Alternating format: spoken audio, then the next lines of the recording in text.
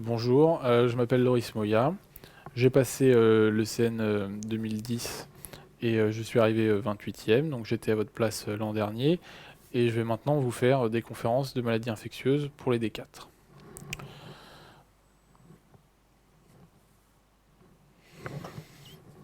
Alors, on va essayer de voir ensemble comment on peut tirer les éléments essentiels d'un énoncé et les retranscrire sur le brouillon.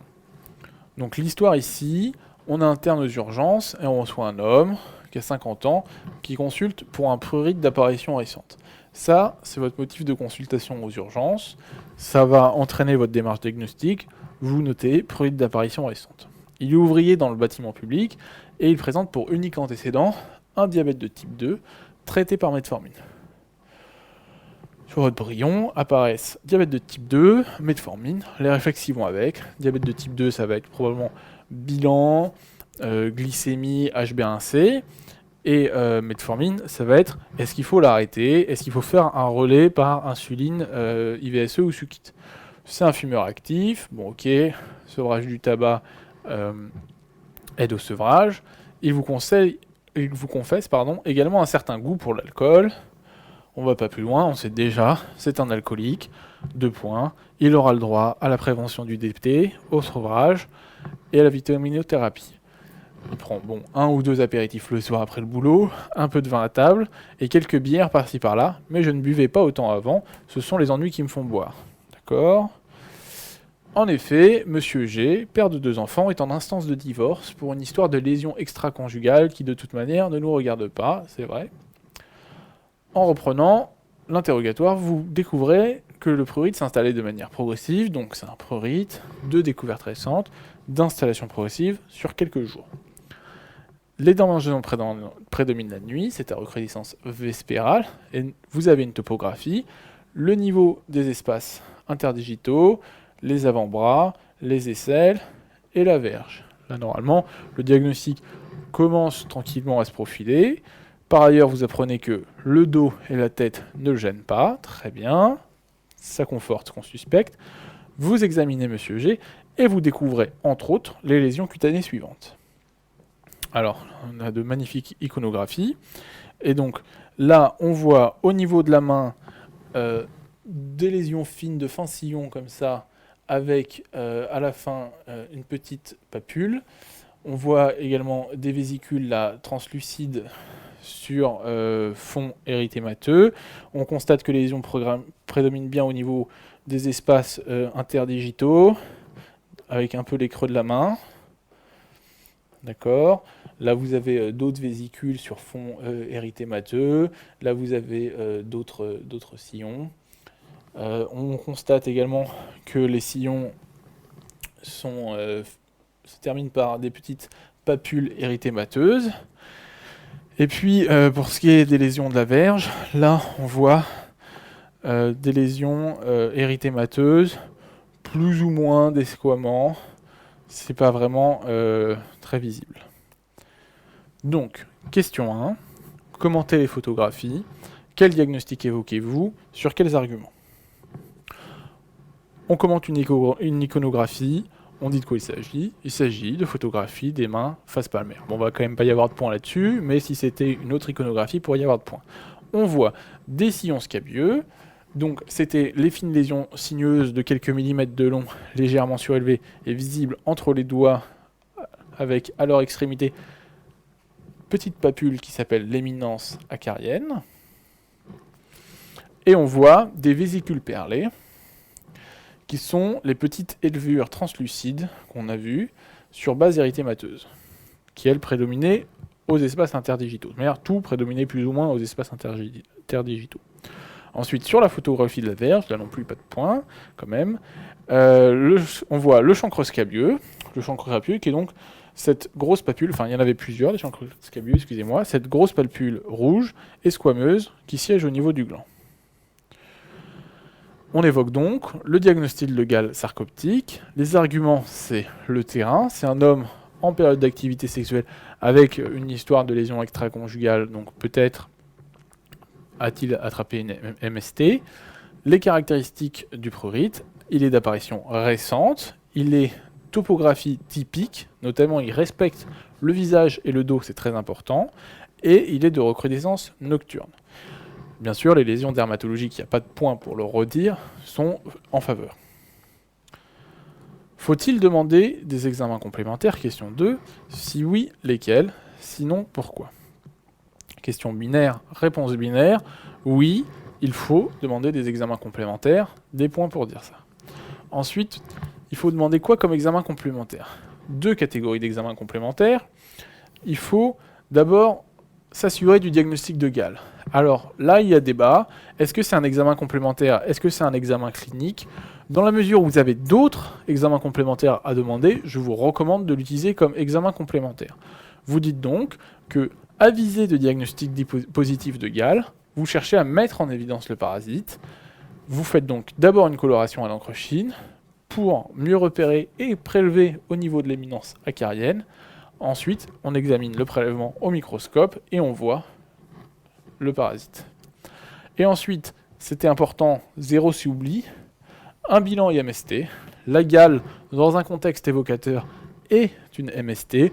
Là, on a le contexte familial avec cette histoire de lésion extra-conjugale, et on a également le contexte avec la topographie, on voit des lésions au niveau de la verge. C'est une IST, on en cherche d'autres, comme pour toute IST. Les sérologies VIH 1 et 2, toujours après accord du patient. La sérologie HCV, la sérologie HBV, et la recherche d'une syphilis, TPHA-VDL. Question 3. Votre diagnostic étant confirmé, tout va bien, c'est une Gall, quelle va être votre prise en charge? Traitement de la Gall, pas grand chose à en dire, mais savoir être systématique. Bon, c'est un traitement ambulatoire, très bien. Ensuite, ce qui est important, c'est qu'il y a 3 axes. Il faut traiter le patient, il faut traiter l'entourage du patient, il faut traiter le linge et les vêtements du patient. Toujours, Gall, on traite le patient, l'entourage, les linges. Donc, on traite par quoi? Un traitement antiparasitaire, simultané donc du patient et de son entourage, 0 si on ne traite pas l'entourage. On peut utiliser soit des scabicides par voie générale, comme l'ivermectine paros 2 points, soit vous avez les points si vous avez fait ça, du scabicide en traitement local, benzoate de benzyle, ascabiol. On peut éventuellement associer les deux. Petite remarque, le schéma thérapeutique du benzoate de benzyle, qui est le traitement historique de la Gall, est assez complexe, avec un badigeonnage du corps entier pendant 24 heures, puis 24 heures d'intervalle, un bain et à nouveau un badigeonnage du corps entier pendant 24 heures. Il est contraignant, il n'est pas très bien adapté aux enfants. Globalement, il est difficile à expliquer aux ECN et je vous recommande de plutôt détailler l'ivermectine. Question 4. Notre patient qu'on a traité revient aux urgences 3 semaines plus tard pour se plaindre de la persistance du prurite. Son prurite persiste donc, il est de mauvaise humeur, ça le gratte toujours, et il semble avoir bu un peu trop d'alcool. En fait, il est probablement en état d'éthylisme aigu. Je ne comprends pas, j'ai pris le cachet et ça gratte encore, vous dit-il, ce qui semble être vrai car il se gratte frénétiquement tout en parlant.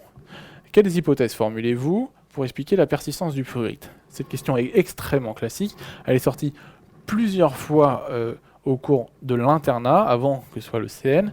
La Gall d'ailleurs était un des items phares de l'internat, visité plusieurs fois, plusieurs années de suite, c'est tombé vraiment X fois, et quasiment à chaque fois, le patient, ça le gratte toujours, et on vous demande qu'est-ce qu'il faut évoquer.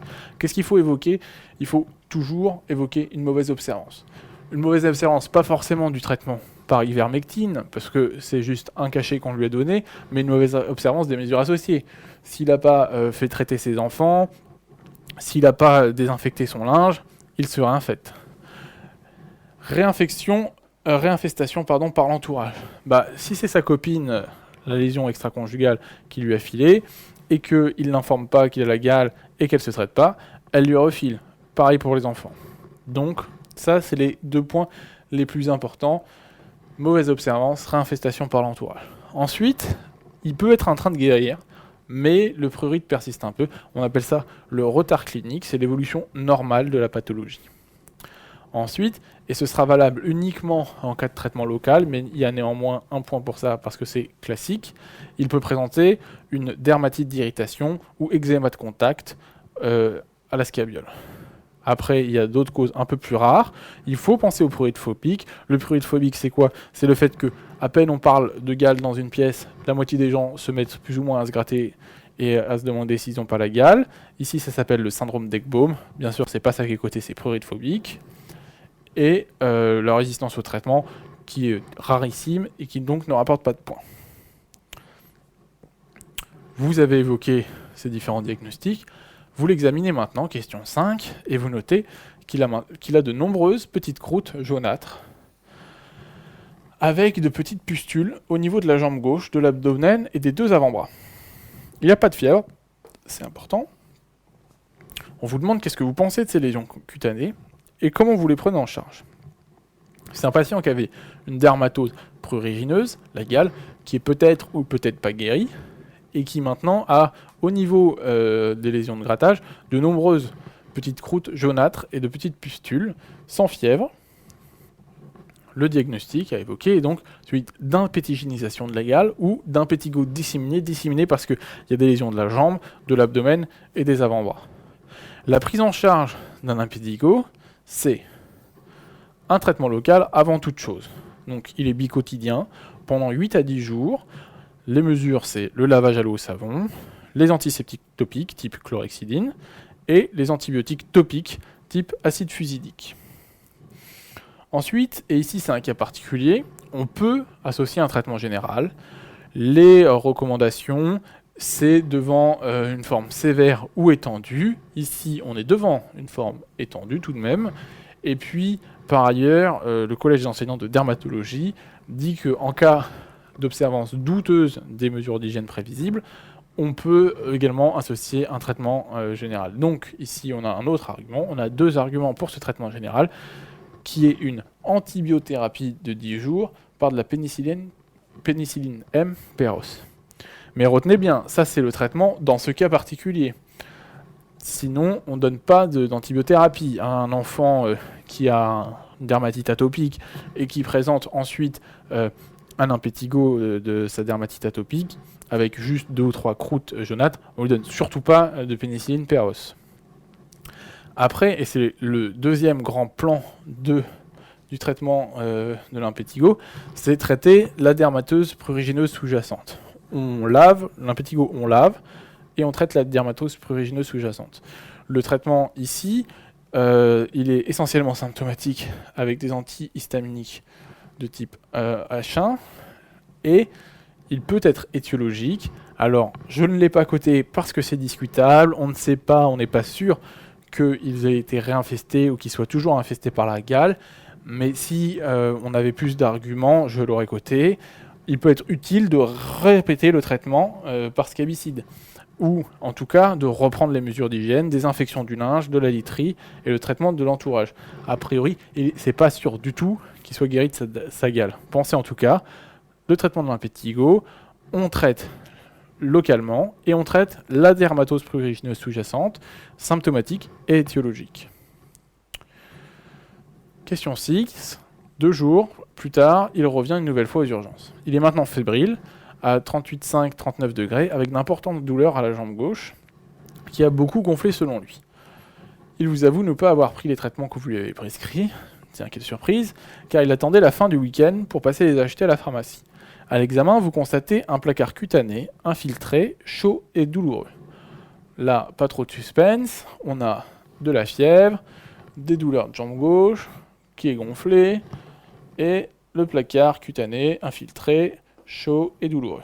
On est devant le typique tableau de grosses jambes rouges aiguës fébriles, avec un contexte. Donc, quel diagnostic évoquez-vous? Sur quels arguments? Le diagnostic ne fait pas grand secret.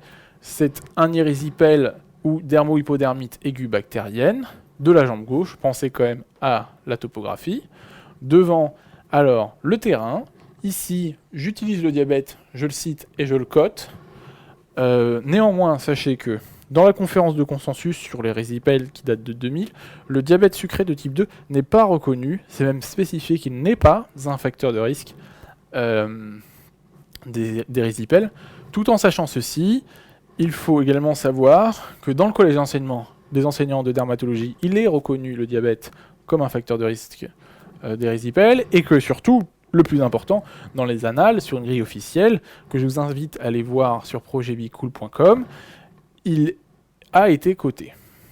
Ensuite, les autres arguments hors le terrain, c'est l'anamnèse, avec une porte d'entrée, qui est l'impétigo non traité. Il n'a toujours pas à aller prendre ses traitements. Et la clinique, on a donc la grosse jambe rouge et aiguë fébrile, c'est-à-dire un syndrome infectieux à début rapide, et la dermo-hypodermite en placard. Quelle va être votre prise en charge thérapeutique sans la surveillance? Question 7. Donc, la prise en charge thérapeutique d'un érysipèle est, en l'absence de signes de gravité, normalement ambulatoire. Ici, du fait du terrain, l'hospitalisation est cotée. C'était quand même un patient qui a tout fait pour être malade. On ne va pas faire en sorte qu'il puisse tout faire pour être encore plus malade. Donc par contre, le repos au lit strict, c'est un item important. L'antibiothérapie, c'est un item important. Elle doit être antistreptococcique, parentérale, parce qu'on est dans le cas hospitalier. Elle serait sinon péros pour une durée de 7 à 14 jours dans tous les cas. On donne de l'amoxicilline. On peut donner, sachez-le, parfois en maladie infectieuse, cela rapporte des points de proposer une alternative, de la pristinamycine en cas d'allergie. On traite la porte d'entrée, c'est un axe capital de votre prise en charge de l'érysipèle. Et là, le traitement d'entrée, c'est répéter tout ce qui n'a pas été fait, c'est-à-dire le traitement de l'impétigo et éventuellement le traitement de la gale. Donc des antibiotiques locaux, des antiseptiques locaux, un traitement étiologique, donc la gale, le traitement par scabicide, ivermectine, péros à répéter, et toutes les mesures associées. À noter quand même que ce patient qu'on hospitalise, on pense qu'il a toujours la gale, on l'isole. C'est quand même important. Après, et j'allais oublier, heureusement, j'ai tout noté sur mon brouillon, on fait une prévention des complications liées au terrain. Donc le décubitus, il faut y penser, on vient de prescrire un repos au lit strict. Arceau, anticoagulation préventive. Mais plus important, le délirium tremens, zéro si oubli, bien sûr. Ce patient, il est alcoolique, chronique, et vous l'avez croisé en consultation, enfin aux urgences, qui était relativement bourré. Donc, il a son tiroir, vitaminothérapie B1, B6, PP, hyperhydratation, benzodiazépine, péros. Et ça, parce que c'était sur votre brouillon, vous n'avez pas pu l'oublier. Décompensation diabétique, c'est pareil, il a de la fièvre, il a un état infectieux, il risque de décompenser, il faut arrêter la metformine et relais par insuline sous-cutanée. Il faut à minima le dépister une décompensation diabétique et le discuter. Enfin, réflexe, Sadvat. Et oui, on est devant un impétigo avec infraction cutanée puisqu'il y a eu infection. L'impétigo précédent ne méritait pas de Sadvat. Ici, il faut un Sadvat. De toute manière, ayez ce réflexe, érysipèle égale Sadvat. C'est un réflexe que moi, j'avais pas forcément, que j'ai fini par apprendre à force de prendre des zéros. Essayez de l'avoir. Je trouve que le zéro est un peu sévère, mais essayez de retenir ça. Question 8. Finalement, votre traitement est efficace et la fièvre régresse en 24 heures. Donc, ça va, on est en train de le guérir. Mais alors que monsieur G est hospitalisé depuis maintenant 48 heures, l'infirmière nous appelle dans la nuit, car il a un comportement étrange. Donc, il y a des troubles de comportement. En effet, et c'est la nuit, pardon. C'est quoi, hein? La nuit. En effet, elle vous explique qu'elle l'a trouvé très agité, couvert de sueur, et ne semblement pas savoir où il se trouvait. Donc, il a troubles de comportement, de l'agitation, des sueurs, une désorientation spatiale. Plus étrange encore, il aurait parlé de serpents au plafond à l'aide-soignante. Ça s'appelle comment ça? Ça s'appelle des zoopsies. Inquiet par ces événements, vous vous dirigez vers sa chambre. Vous êtes à peine rentré dans cette dernière que monsieur G devient tout raide. Il perd brutalement connaissance, puis il présente de violentes secousses musculaires bilatérales. Quelle est votre prise en charge pour les toutes premières minutes? Quelle est votre prise en charge devant un patient qui convulse? C'est une urgence thérapeutique. On fait les mesures générales d'un patient qui convulse, pas grand-chose. Il faut assurer la liberté des voies aérodigestives supérieures, c'est-à-dire mettre une canule de Guedel, mais ce qui est coté en général, c'est assurer la liberté. et assurer une bonne oxygénation au cas où ça dure un peu. Ensuite, il faut prévenir les traumatismes. Alors, on ne sait pas exactement ce que ça veut dire, est-ce qu'on fait une PLS ou quoi? En tout cas, on le marque, c'est noté dans les conférences de consensus, on prévient les traumatismes. Il faut exclure une étiologie facilement curable, ça c'est souvent un 0, glycémie capillaire, de toute manière, tout symptôme neurologie, glycémie capillaire, exclure une hypoglycémie, et poser une voie veineuse périphérique. Enfin, on fait un traitement antiépileptique pour faire céder la crise, benzodiazépine, clonazépam, 1 mg Ivelan. Après, si ça se poursuivait, on rentrerait dans le cadre de l'état de mal épileptique, qui je suppose est abordé en conférence de neurologie, mais on pourrait répéter le clonazépam et introduire un antiépileptique retard. Là n'est pas la question, on fait la prise en charge des premières minutes. Question 9, elle est visiblement efficace cette prise en charge, car la crise cède et que vous pouvez lui prendre des constantes. Vous trouvez une tachycardie, quand même importante, à 120 par minute, une hypotension artérielle, pas dramatique mais suspecte, à 105-65 mm de mercure, et une espèce de fébricule à 37,9 de température.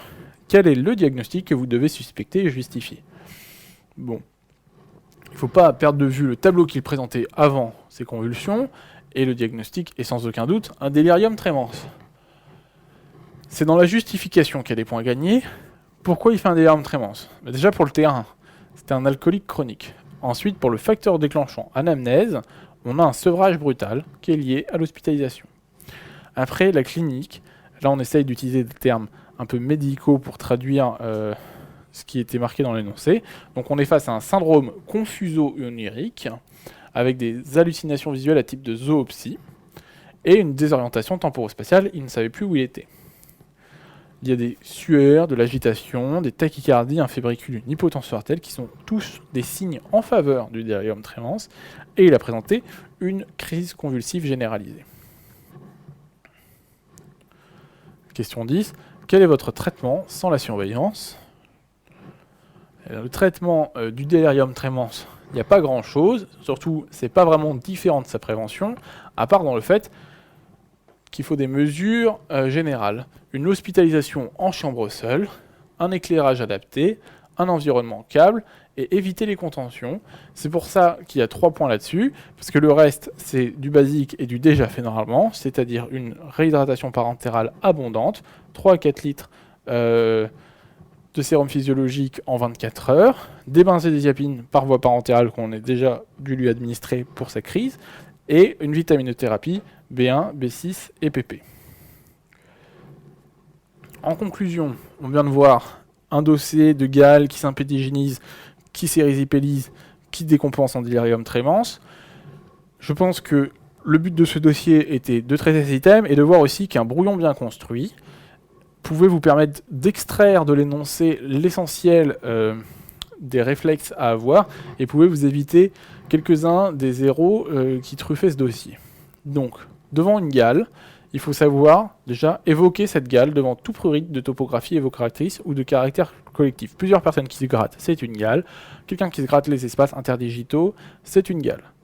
Ensuite, il faut savoir suspecter la gale devant un impétigo. Un impétigo qu'on n'explique pas, c'est quelqu'un qui se gratte, on ne sait pas pourquoi, c'est peut-être une gale. Et enfin, une gale avec ou sans contexte, pour ma part sans contexte, mais normalement il faut un peu de contexte, doit vous faire penser à un bilan d'infection sexuellement transmissible. Enfin, souvenez-vous, la gale, on traite 3 choses, le patient, sa literie, les sujets contacts. Après, pour ce qui est de l'érysipèle, je vais faire bref. Je vous rappelle qu'il y a des conférences faites par la SPILF et la SFD en 2000. Elles datent un peu, mais elles sont toujours d'actualité. Et elles disent, globalement, devant une grosse jambe rouge aiguë fébrile, recherchez une phlébite pour l'éliminer. Recherchez des signes de gravité, une fasciite nécrosante qui est une urgence médico-légale. Recherchez une porte d'entrée qui sera en général un intertrigo, un impétigo ou un ulcère de jambe. Et rechercher un terrain favorisant insuffisance veineuse, obésité. Le diabète n'est pas reconnu par cette conférence de consensus, mais est reconnu par les annales qui font notre consensus à nous. Enfin, l'érysipèle, vous le traitez comment? En ambulatoire le plus souvent, avec une antibiothérapie active sur SBHA. C'est de la MOX. Rappelez-vous, pristinamycine ou macrolide en cas de contre-indication. Traitez la porte-entrée, ayez le réflexe, ça te va au besoin. contre-indiquer les INS et les corticoïdes, étant donné le risque de fascite nécrosante, et marquer le placard pour surveiller son extension. Les items qu'on a abordés dans cette conférence étaient l'item 79, ectoparasitose cutanée, gale et pédiculose, item 87, infection cutanée ou muqueuse bactérienne et mycosique, l'item 199, état confusionnel et troubles de la conscience, et l'item 209, malaise, perte de connaissance, crise comiciale chez l'adulte.